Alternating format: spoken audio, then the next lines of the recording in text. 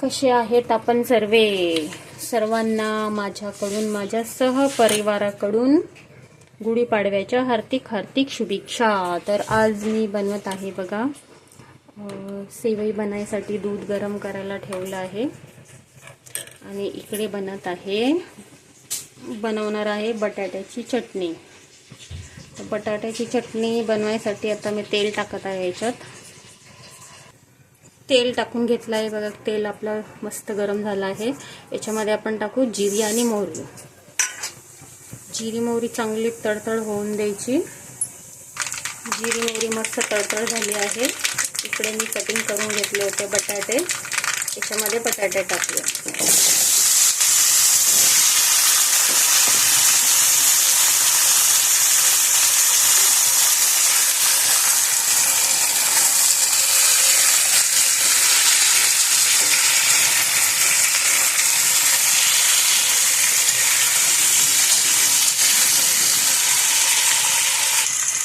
मी याच्यामध्ये आता काहीच ॲड करणार नाही, फक्त मीठ टाकणार आहे थोडंसं आणि याला 5-10 मिनिटं वाफेवर ठेवणार आहे।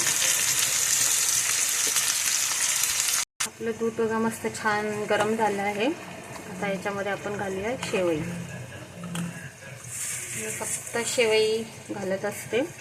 साखर घालताना मी दाखवलं नव्हतं, साखर मी अगोदरच घालून दूध गरम करायला ठेवलेलं। आता आपण याच्यामध्ये टाकूया सेवई। मी याच्यात बदाम काजू काहीच टाकत नसते, कारण की पियुष खात नाही बदाम वगैरे टाकल्यावर। सिंपल बनवत असते मी। आणि सेवई घीमध्ये फ्राय नाही करून घेतली, कारण ही भाजलेली शेवई होती।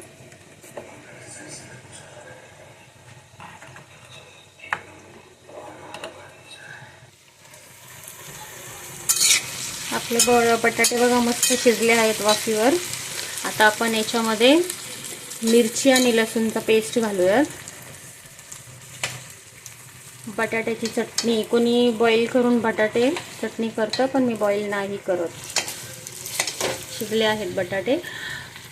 लसूण आणि मिरचीचा पेस्ट घालायला छान मस्त मिक्स करून घेऊ।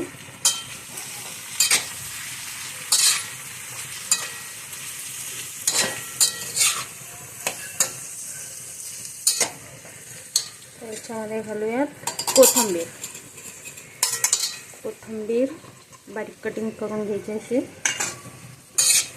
आता याच्यात घालूयात हळद घालून घेऊया याच्यात।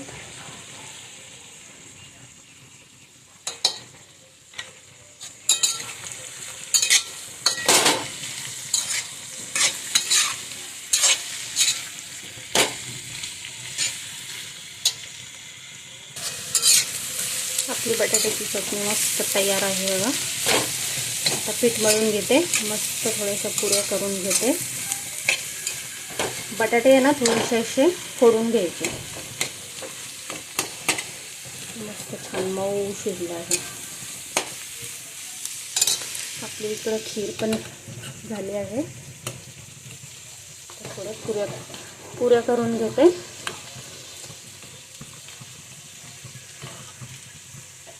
गॅस बंदच करून टाकते। चला आता आपलं तेल गरम झालं आहे, पुरी तळून घेऊया।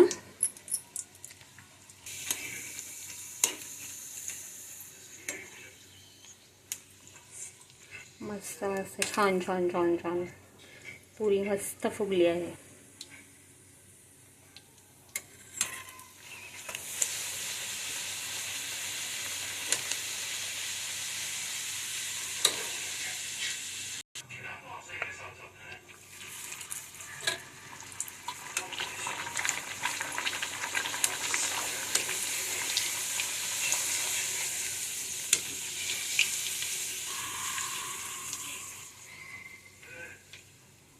फुगते का बाई?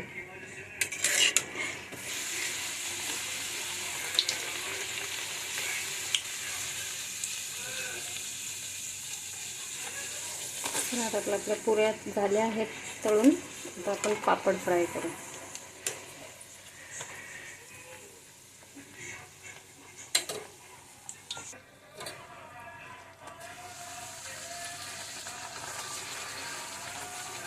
बस झाले. आता पुऱ्या तळायच्या. आता पापड तळून घेते.